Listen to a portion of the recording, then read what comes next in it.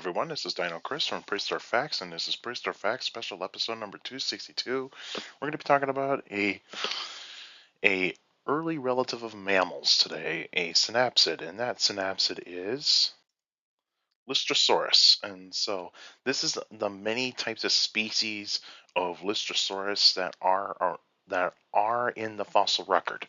And so Lystrosaurus so far has got 4 species. So yeah, we're going to be talking about Lystrosaurus today, the overall animal, and so let's actually get started. So Lystrosaurus, the name means shovel lizard. Length is 3.3 feet or 1 meter. Some can actually be a little bit larger, um, probably close to 4 feet.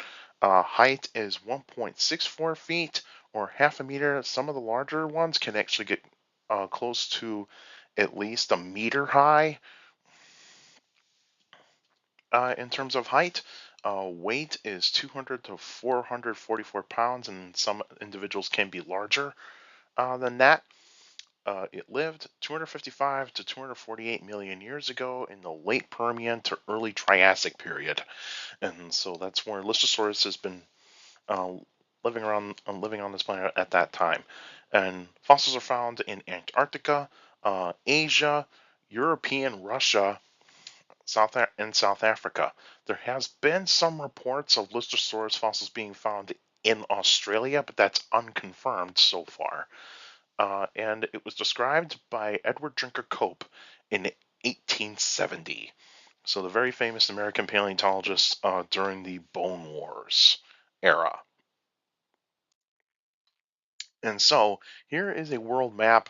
And so where I have highlighted here, where I have circled, Antarctica is not present in this map.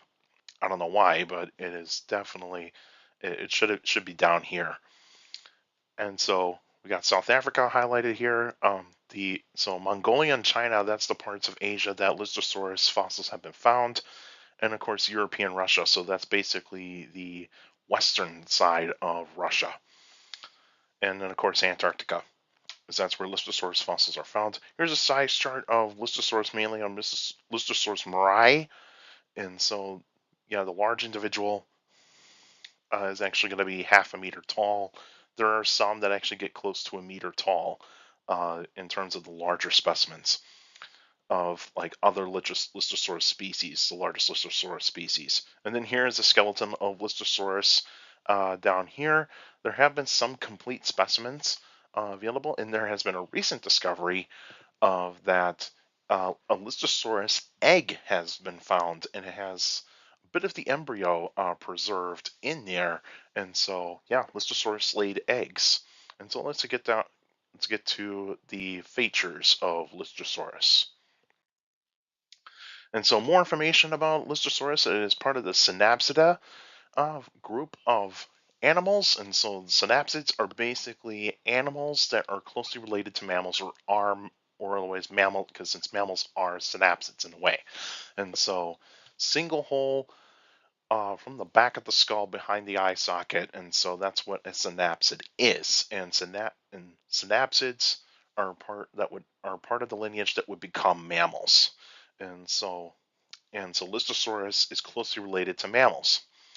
And Lystrosaurus is part of the Dicynodontia family. So it's part of like Dicynodon and all those types of uh, animals there. And then, of course, it's part of its own family group of Dicynodontia is Lystrosauridae. So it's part of its own family group. Some features of Lystrosaurus: it has a short snout, and it has a beak there with tusks to actually like chop off vegetation, and of course has a semi-sprawled stance. So this kind of has like a somewhat of a reptilian type of stance in a way, and so some of the synapsids did have like features that would be very similar, did have stances that were very similar to reptiles. They didn't have like their legs underneath their body like totally. Gorgonopsians were definitely like one of those types of animals that did have legs underneath their body a little bit. to actually get faster speed and all that sort of stuff. But some of them still had some like sprawled, semi-sprawled stances like reptiles. But that's how Lystrosaurus actually stood and moved around. And of course, Lystrosaurus, like I said before, is a herbivore, so it eats plants.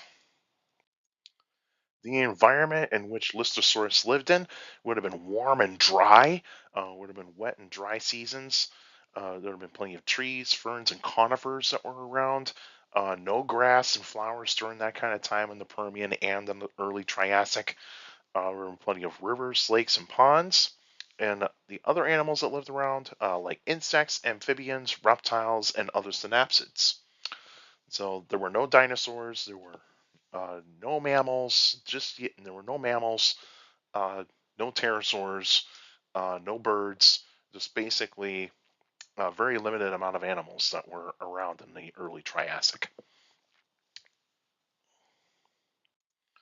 The predators that Lystrosaurus had to face in the Permian, it did have to face off against gorgonopsids, and so gorgonopsids were definitely the top predators in the late Permian. And then we have archosauriforms. So these would actually be like a Proterosuchus, for example. Proterosuchus was around during the time that Lystrosaurus lived, and Proterosuchus definitely preyed upon Lystrosaurus. And then there was Therocephalians. So these are a type of synapsid that are considered to be proto mammals.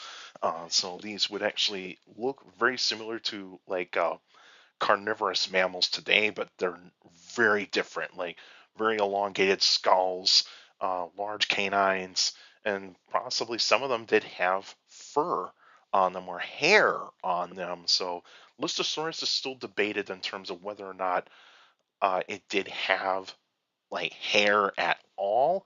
But right now, we actually do have some mummified remains, basically fossilized remains of Lystrosaurus skin, which actually suggests that this had a looked more like a leathery type of skin and had some like folds and all that sorts of stuff and dimples, that sorts of stuff. So yeah, it had all those types of things. But yeah, these were the predators that Lystrosaurus had to encounter. So gorgonopsids, archosauriforms, and therocephalians.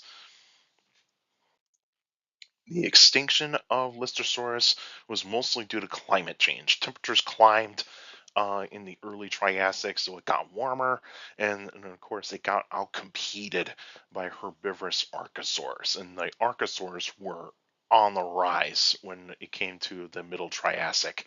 The Middle Triassic, that's when a lot of the archosaurs really started to dominate, and some of the some of the other types of synapsids were starting to go into decline in terms of size and also population. And so archosaurs were definitely uh, having an increased population, and those herbivorous ones started to come about pretty quickly. And yeah, that's how the extinction of Lystrosaurus was mostly done, mostly due to climate change, and of course got outcompeted by herbivorous archosaurs. And so here is the best map I could find of the early Triassic, 237 million years ago. So that's 11 million years after Lystrosaurus went extinct. And where I have highlighted in terms of circles is basically where Lystrosaurus fossils have been found. It was kind of hard to actually get like China and Mongolia around here, so that was kind of a guess of where they were, but there's North China. But anyway, yeah, that's where you're going to find a lot of Lystrosaurus, where Lystrosaurus lived in the time of that. And also, of course, the Permian and the early Triassic had Pangaea, the well-known supercontinent, because that's where Lystrosaurus lived, is in that supercontinent, Pangaea. And so the next episode will be on May 21st, 2026. And that'll be an extra episode to let you guys know what I'm going to do for that extra episode. So stay tuned for that. And you can still send me questions about dinosaurs and other prehistoric life by emailing me at dinochrist71@gmail.com, or just go to my Facebook page, Prehistoric Facts with Dino Chris. Like the page, you should put your questions in the comment section. Please put them in the comment section. Don't put them on Messenger. Messengers are private conversations only. So please put your questions in the comment section on any Facebook post. And also for you YouTubers out there, like the videos, subscribe to the channel. According to my analytics, a lot of you guys are checking out my channel, not subscribed yet. So please feel free to hit the like button on the videos, because that's how the YouTube algorithm works. The more likes the video gets, the more likely the video gets spread out to people that are interested in dinosaurs, prehistoric life, paleontology, and geology in general. So please feel free to do so. Hit the subscribe button, and also share the videos, share the channel to anybody that is interested in dinosaurs, prehistoric life, paleontology, and geology in general. So please feel free to do so. Hit that notification bell so that way you can get weekly notifications of every video that comes out.